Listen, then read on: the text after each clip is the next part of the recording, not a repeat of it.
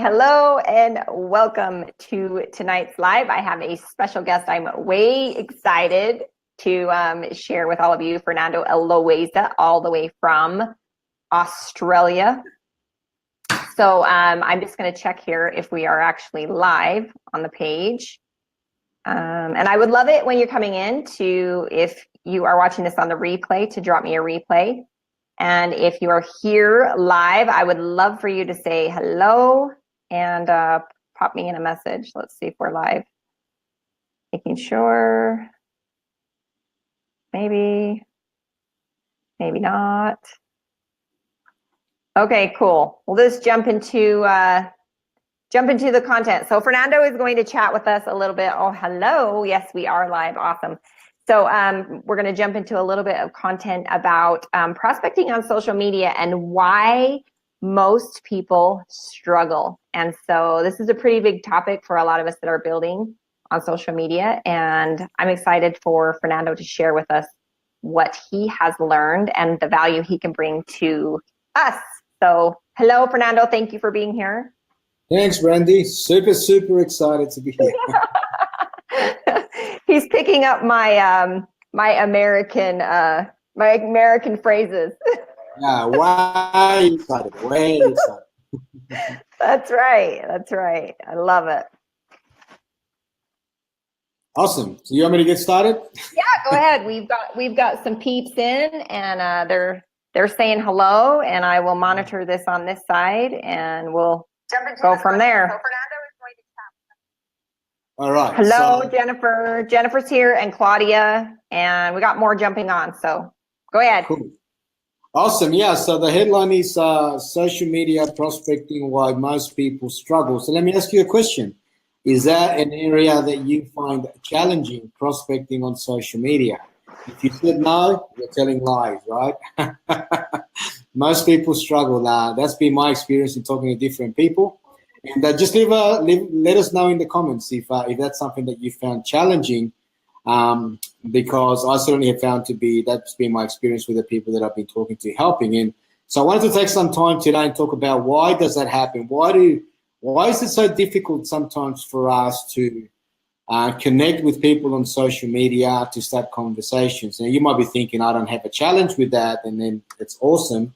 You must be attracting a lot of people to obviously build your network marketing business, because typically that's what we do it for, to connect with people. But this is what I've learned by just chatting with different people, not just in our team, but just in general in network marketing, as I've coached people in the industry. Most people struggle, and there's a number of reasons. This is some of the feelings, right, that people get when they come up for people when they're trying to prospect on social media. One is that I feel inauthentic. Two, I feel like an imposter. And these are very strong words, by the way, right? And number three, I feel like a fraud. I would love to know, now I can't see the chat, Randy, but I would love to know people in the comments that you're saying, if they felt that, if they can relate to any one of those three. And just so you know, if you do, you're not alone, and it's quite okay to be feeling that, right? The key is to understand why are we feeling that and what can we do about it, because as you may know, if you're a student of attraction marketing, there's a couple of ways you can grow your business online. And that's predominantly what Brandy and I teach, right? And there's going to be the active prospecting element, and there's going to be the funnel building. Now, why funnel building becomes such a seductive thing for people is because there's a perception that by having a funnel is push button and forget all that connecting with people, putting ourselves on the line, risking, taking an emotional risk, being vulnerable, and all that sort of stuff. But I think if you've been doing this for a while, like we have, you'll know that even if you have systems, if you're trying to build a network marketing business, and you'll hear Eric Worre talk about this, you got to be able to talk with people, right? And so at some point, you're going to have to overcome these challenges in order to be able to do it, right? And the good news is that it's not as hard as we think. It really, for me, I think what it comes down to is understanding what is it that you are trying to do. Why are you prospecting people on social media? Why are you starting those conversations? And so it comes down to understanding, number one, what is the real purpose that you have a network marketing business? And so to get to that point, you have to understand, first of all, who is it that you want to serve? Who is your audience? And typically when we talk to people about network marketing, they say, what's your niche? What's your audience? What's your demographic? And we can talk all these languages, all this jargon, and we know you might be saying, well, my niche is, moms, because I want to be a mompreneur and I want to carry my baby and do, videos with that because that's how they're going to relate to me. You might be a dad, you might be a stay-at-home dad, you might be a single father or something like that, and that's who you want to attract because you connect with that particular niche demographic. But even if you have a specific niche of people that you want to attract into your business, and I know some of the other trainers that I've looked at, some of them like to work with teachers, some of them like to work with nurses because they're nurturers, they're what I call yellow, social styles where they want to give, they're open, they'll do things for others more than they'll do for themselves, and that's all good. But even then, Brandy, you have to know specifically at the one person level. And if you've done any work in this area, you may think, oh, hang on, he's talking about the avatar, right? And that's another sexy word, avatar, right? The movie, if you saw the movie. But it is about understanding that one person. And often when I do this coaching with people, it's such a life, it's not just business changing, it's life changing. And I'll tell you why. There's about 10 questions that I'm going to just cover off real quick for you, and you can watch this back if you want to. I'm not going to spend a lot of time on it because I want to get to one specific part in this live that I want you to get present to. But when you start thinking about your audience, I want to invite you to stop thinking about them in terms of that group anymore and only think about one person. So this is how you do it. Number one, you define them with a name. So know what their name is. You can call them Martha, Mary, Robert, Peter, Frank, whatever you want. Make it someone you don't know. Number two, what does a typical day look like in this person's life? Now, before you do any of that, you have to understand how old is this person? What's their age? And we have a bit of a rule of thumb, don't we? Like we say, typically you want it to be someone who's about 10 years younger than you, and I think you've done some lives on this before, Brandy, but 10 years younger than you, 10 years older than you. But of course, let's call him Robert. I don't know any Roberts that are between 37 and 57. If I know Robert, it's going to be either 38, 42, 51. I'm somewhere in there. Right? Somewhere in there. I'm somewhere in there, right? 23. And so you want to know because that makes him real.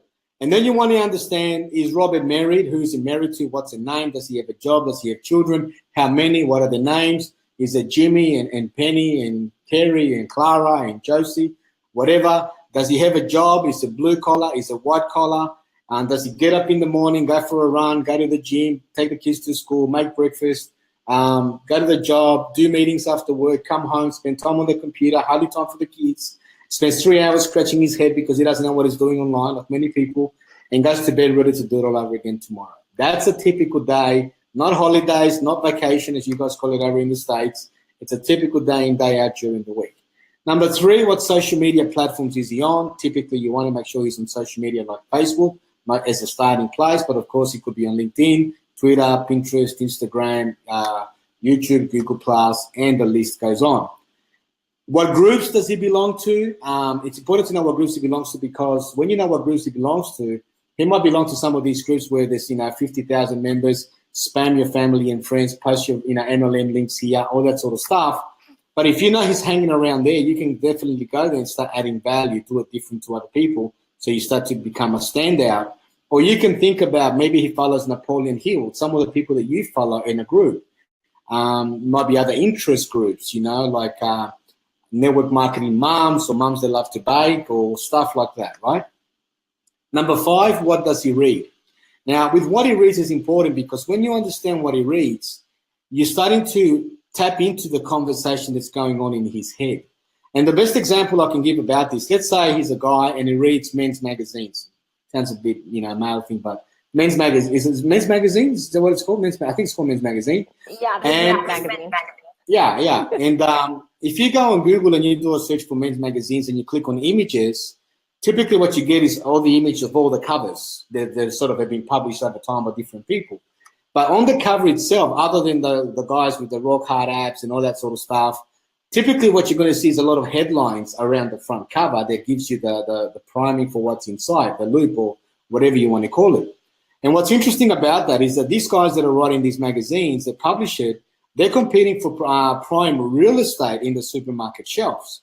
And so it's got to be just more than the image. It's got to be like a headline that catches your attention. Same with women's magazines, any of those lifestyle, social, all that sort of stuff. And there are formulas to these headlines that these guys spend millions of dollars researching, testing to make sure they convert. And the beautiful thing about them is you'll probably know, Brandy, is that those formulas are transferable. So you might have how to get, rock hard abs in 5 minutes a day eating cheeseburgers. You might say how to grow your network marketing business online without having to prospect anyone. Like it gets transferred across. So when you come to writing content or ads or blog posts or anything like that, rather than sit there with a blank page, you actually, if you start to capture these headlines and put them onto an Evernote or a document, you can then start to, you have like a little bit of a file. And then when you come to do your headlines, then you can just grab some of those and start playing with them. So how are the comments going, Brandy? Is this resonating with people? Yeah, they're loving it. Yep, they are. Okay, very good. So that's what he reads. And there's so much more I could talk about that. And we go into this sort of stuff in the training, obviously, that we do in detail. I can only give you like so much in the time that we have here. We'll be here for 5 hours. And I'm up for it now. Let's stay here for 5 hours. Number 6, what sports does he play or follow? Now, you might say, this guy doesn't play sport, or this gal, if it's a woman, she doesn't play any sports.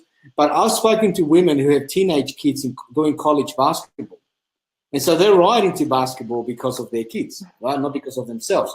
Or their husband or the spouse might be an avid golfer, and they like golf because of that as well, right? So they do golf. And number 7, here we get into the really interesting conversation.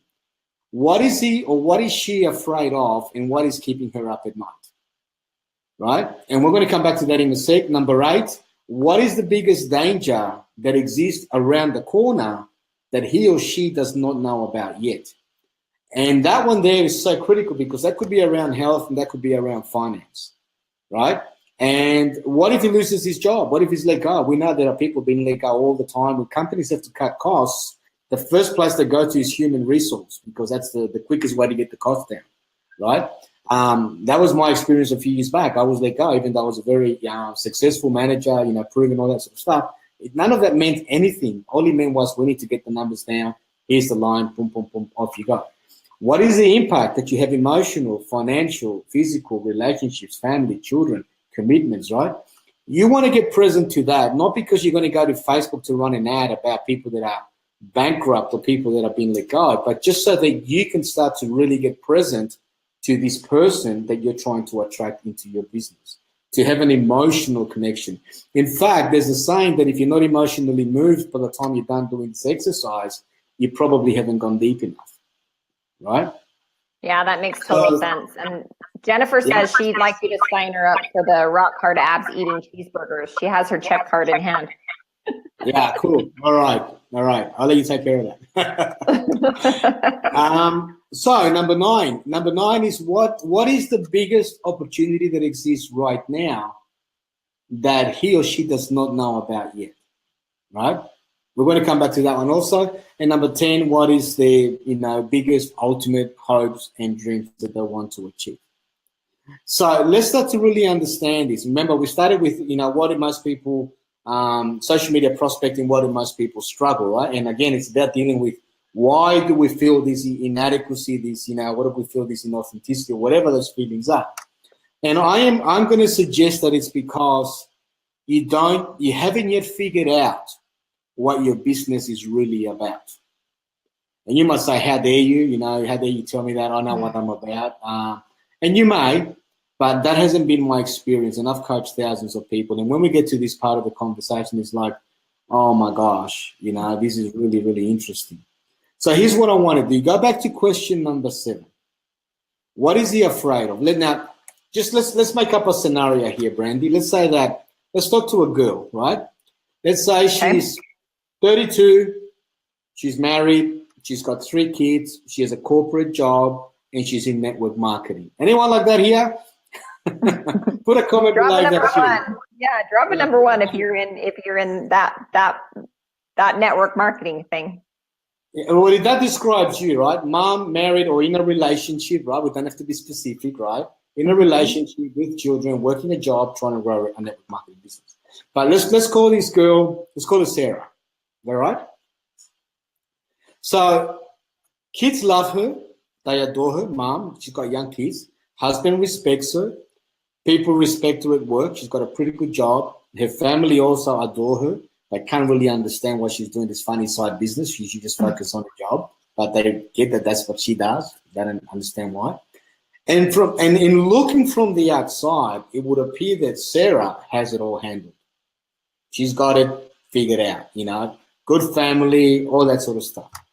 But what people don't realize is that when Sarah goes home and she tucks the kids to bed at night and the husband goes to sleep and she's finished with the, you know, work and chores and all the things that a mom does on a typical day and even work on her business and all that sort of stuff, she hits that pillow, she's exhausted, right?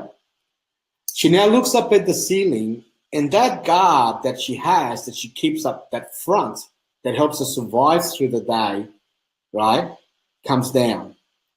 And what happens now is her thoughts come out to play.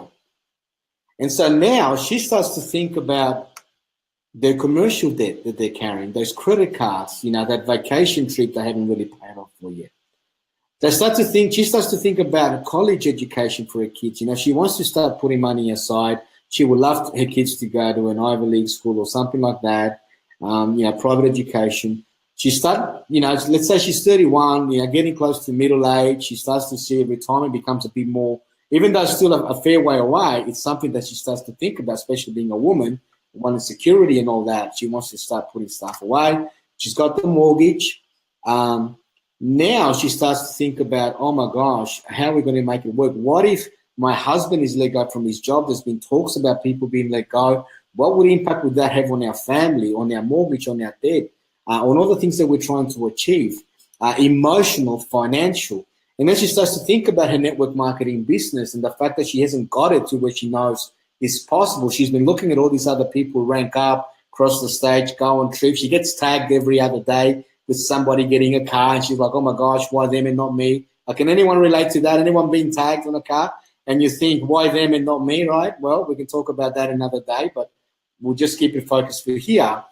But all these things start to build a sense of anxiety within her. She's now anxious. She's frustrated. She's stressed. She's worried. She's preoccupied. She's scared. And and she's asking herself, you know, will people believe in me to grow this business? Can I do it? Can I show my husband? Now, she may have a supportive husband. She may not. And I know many women have husbands who are like looking over their shoulder saying, I'm waiting to see what you're going to do because you keep on saying you're going to do something, but nothing's happening, right? And she's got all that added pressure. Can anyone relate to that? I'd be interested to know, right? Because and I want you to know you're not alone, right? Like there's a lot of people like that. And so now all these feelings get so present within her. And sometimes, and this might sound dramatic, right? But I want you to know that it's truth because I've heard it, I've coached it. Some people, some of these women, some of these Sarahs are even depressed, right? And the only thing that's going to stop Sarah from going to bed tomorrow, feeling the same way that she did tonight, the only thing that's going to get in the way of helping her feel different is you. I want you to take a minute and just really be present to that. Like, you know, how does that sit with you to know that you are the potential difference between where Sarah is today, everything she's feeling, and where she could be tomorrow with what you know. Now, you may think you don't know a lot. Well, if you're on this call, listening to this conversation, you know more than Sarah. You go to bed tonight thinking, oh my gosh, there's hope. You will not be going to bed with all those feelings of anxiety now because you know there's a better way. If you've been following Brandy, you've been following me or us because we do a lot of stuff together, then you'll know some of the strategies, some of the things that we teach that are helping you already move forward in your journey, right, that you're trying to achieve in your business. And so hopefully what you start to realize is that this thing that you're trying to build, well, you know, when you think about Sarah, really what you have here, more so than you trying to build your own business. So, you might have come here thinking, well, I want to get a car, I want to get a better house, I want to travel, I want to quit my job, I want to be with my family, I want to be with my kids, all these things that are beautiful. But you now start to realize, if I don't help Sarah, she's going to be in pain. And so now we start to shift from me trying to just build a business to now I actually have a moral obligation to help her. Can you see that, Brandy? Does that make sense with you? Yeah, it does. It makes a ton of sense. And it really hits home with, you a lot of us worry about that self-doubt. Like, are we enough? Can we help people? It really helps you become present too. It's not about you. It never was about you. It never was about you, right? Beautiful, right? And so we already said that you are the difference, right? So, whether she goes to bed feeling the same way. So in a sense, you then become the answer to question number 9, which was, what is the biggest opportunity that exists right now that she doesn't know about yet? That is you. You are the biggest opportunity.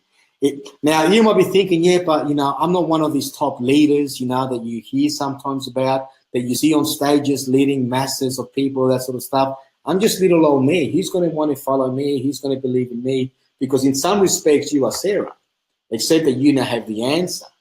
And here's what I want you to know. There are people, there are going to be tens of thousands of people, men and women, probably more so women, that are waiting for your story, that are waiting for your message.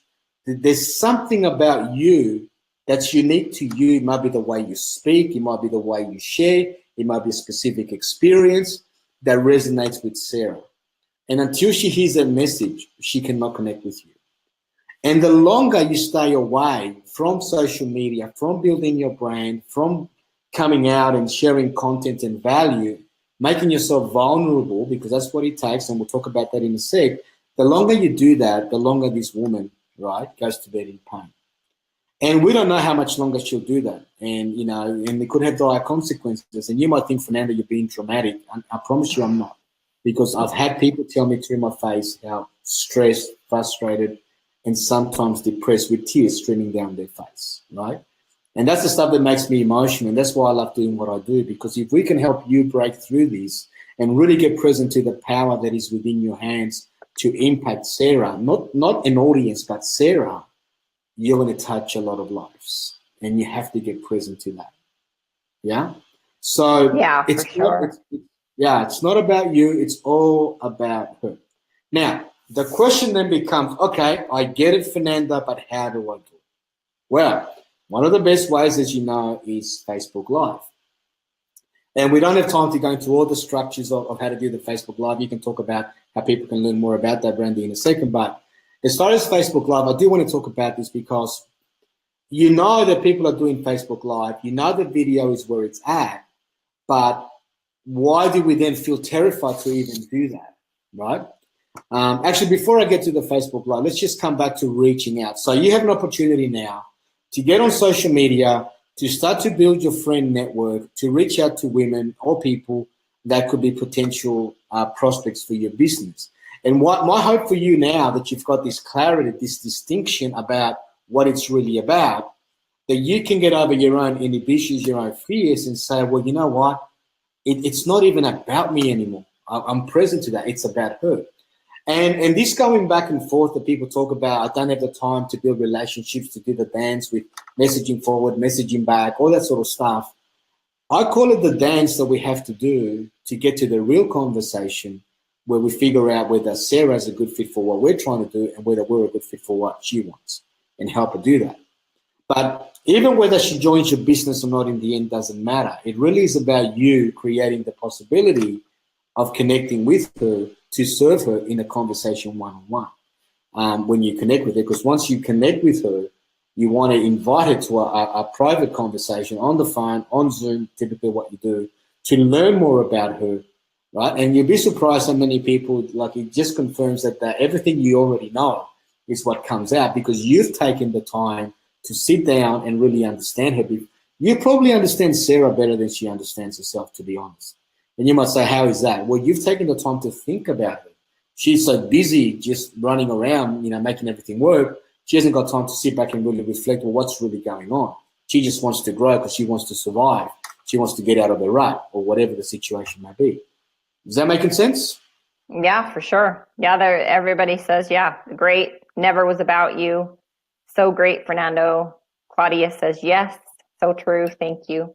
Yeah, and some people are already present to that, which I love, which is cool because you get it. Now, here's what I know. If all you get from this little chat that we're having here, this conversation, if all you get is that this is really about her, and you can really get present to that, and you start to approach your business from the point of view of, I'm here to serve, it will change everything, because that next conversation, all of a sudden, you're not relying on that conversation to put food on the table for your family, right? It's not the attachment that goes into that is gone. And there's a thing, there's this vibration that we have about everything that we do, that if you're coming, and some people call it commission breath, or there's all different words for it, right? When you're speaking to someone, it's what they represent for you. When you let go of that, and there are so many universal laws that come into play about this stuff. Like I like to operate or be aware of the law of sowing and reaping. When you understand that you cannot sow without reaping, that changes everything again, because every time you get onto a conversation with someone online, the Sarah that you're looking for, whether she joins your business or not, you're going to sow everything into that conversation to help her. Let's say she doesn't sign up with you, she's not ready, she's happy where she's at or whatever. You've sown, so now there's got to be a reaping. But most people get disappointed because they're hoping the reaping comes from that sowing, from Sarah. But you won't. What will happen is somebody will reach out to you, like people do with me and Brandy and maybe some of you as well, and they send you a friend request and they're like, oh my gosh, I really love the content that you share. Can we get on the call together? And within a period of time, they're signing up with you in your company and in your team. And it's like, how did that happen? That was so simple. Well, that's right. That's the reaping from the sowing. It's true. So, yeah. You've had that experience? Yep. More than once. Yeah, beautiful, right? And so what happens is, because your vibration is always right, because you're in a vibration state of sowing, of giving, of nurturing, because you understand what's going on for her. And so that's really important. Now, as far as Facebook Live, and again, we don't have time to go into all the detail, but the one thing I'll say about that, if you have struggled with that a little bit, it's because you're trying to teach people, and people don't want to be taught. Like I'm not here to try and teach you anything right now. All I'm doing is sharing with you my experiences from some of the people that I've helped and some of the things that I've done, some of the things that have happened to me as well. And the problem when you try and teach is that most of us, and if you're a teacher, you would know this, right? I mean, usually there's a lot of teachers that do network marketing, so there's a good chance as if you're a teacher, let us know you're a teacher, right? There you go. Let's call it out. You're a teacher. When we think about teaching, we think about expert. A teacher is an expert.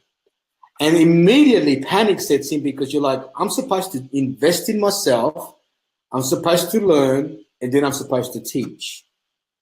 But I'm saying the stuff, but it's not really true for me. What if the person that reaches out to me, what if they're making more money than me?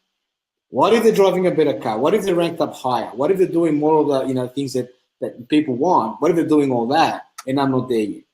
What if I'm too tall? What if I'm too short?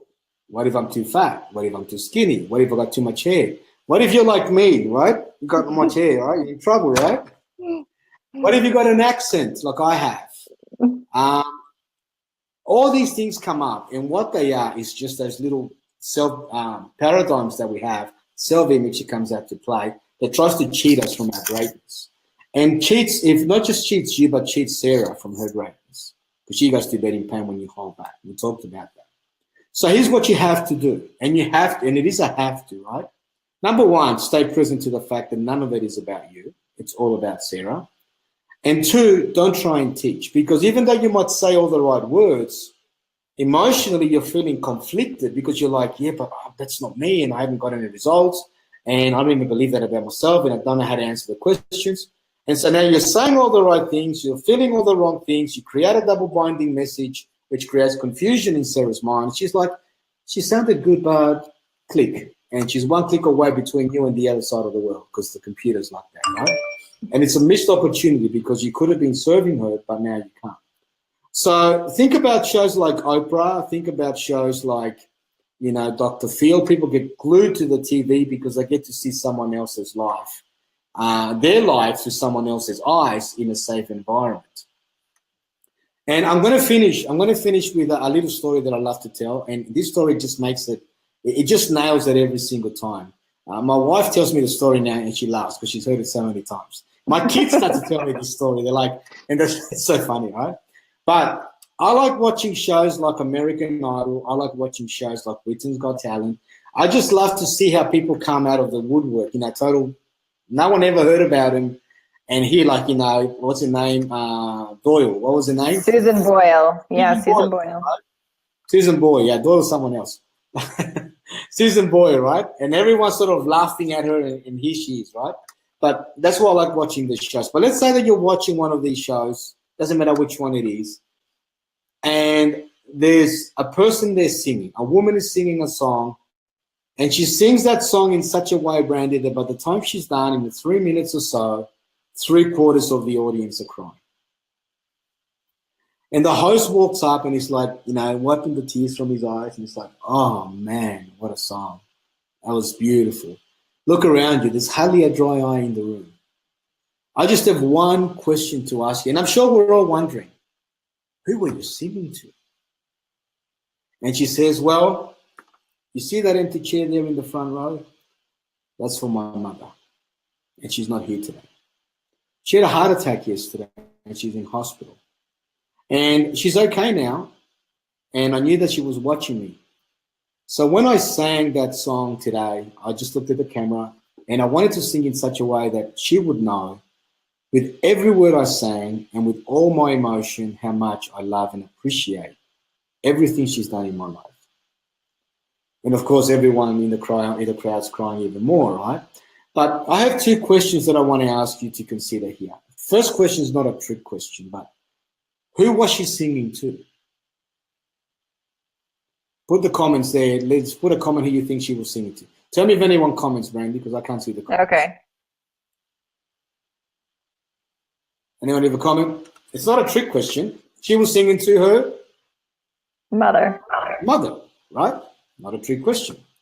Now, the second question, which is a more important question, is if she was singing to her mother, but nobody knew that until after the song was over, why were they crying?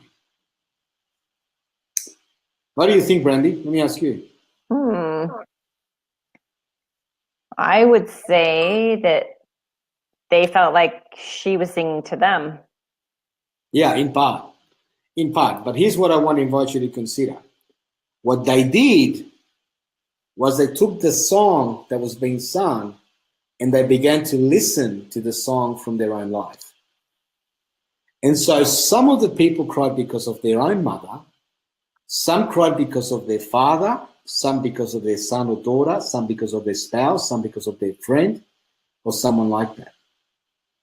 And so everybody stood up and gave her a standing ovation. And of course, you would imagine with that type of impact, many people would have voted for her to come back, right? So one song, one message to one person, one emotional response by many, many thousands of different people. What would have happened if she tried to sing to the single mom, the married dad, the divorced couple, the grandparents, the single teenagers, all that sort of stuff in the audience? If she tried to connect with them, what might have happened? Would she have had the same impact? No. Absolutely not. Her eyes will be up in her head. She'll be thinking like, I've really never been a grandmother yet, and I've never been divorced. And how do I even know he's divorced? I don't know, but I know, right? It just would have been a mix. Now, she would have got a lot of applause because people would still clap. But would she have gotten the votes? I'm guessing not, right? No. I'm guessing not. So let's bring it back to marketing, because you're asking yourself, this is a great story, but what the heck has it got to do with what we're talking about, right? Just in case I've lost you somewhere. Think about the applause as the clicks that you might get on an ad or a video that you do. And then think about the votes as people actually opting in, entering the email to say, I want more. I want to see more of you. I want you to impact me further. Versus the people that are clapping, but they won't bother voting for you because they've already moved on emotionally, because there was no emotional impact. And so sometimes look at their marketing and say, I'm getting a lot of engagement, but I'm not getting people opting in, right? Maybe, just maybe what's happening here is that instead of singing to Sarah, instead of singing to mom, you're trying to sing to everyone. And so you might have 1,000 people watching you live on Facebook, but you've got to remember there's only one people on the other side of that camera at a time. So they need to feel that you're just singing to them. And in our Facebook Live training, which we have available as one of the bonuses, which you can talk about, we go into detail about how that all works and why and so forth. It is very important to understand that, but I'm hoping that with what I've shared today, if you've struggled with prospecting, with those feelings of inadequacy, inauthenticity, all the stuff that I talked about, now at least as you walk away from this call, you realize I need to go and really get present to Sarah, Mary, Frank, John, whatever you want to call this person for you, right? Really understand them and recognize that none of it has anything to do with you. And if not you, then who else? Right? They're waiting for you to show up. They're waiting for you to impact them. And that's how you're going to grow your business. And that's how you're going to have the right vibration. And as you speak to them in your marketing, in your messaging, in your branding, and everything that you do, then you're going to have a better connection. When you do a Facebook Live on your page, like we're speaking to you as a tribe now, right? This is what we're engaging you this way. But if you're speaking to or doing just a value video, content video, you don't want to speak like this. You want to speak to just Sarah. It's a different type of, and that's something else that we talk about, the different types of Facebook you might do, how long, how do you start it, what do you say, all that sort of stuff. So hopefully that makes a difference, Brandy. That's it. That's what I wanted to share today. Yeah, that's awesome. Thank you. Yeah, you got a ton of reactions. Everybody's loving it. So that's cool. Thank you for being here. Thanks for sharing that. Got me a little teary, and I've even heard that story more than once. So you can see how powerful that is, right?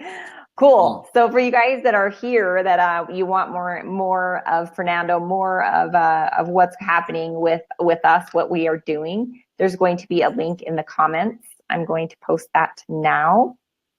And you can actually see if your business qualifies to be one of our case studies. We are launching a product later this year, and we're looking for 10 people or businesses that want to join us in the journey that we have laid out. And again, just grab that link. It will walk you through all of the pieces, all of everything's in there, every detail, all of it's in there. You just walk through each piece.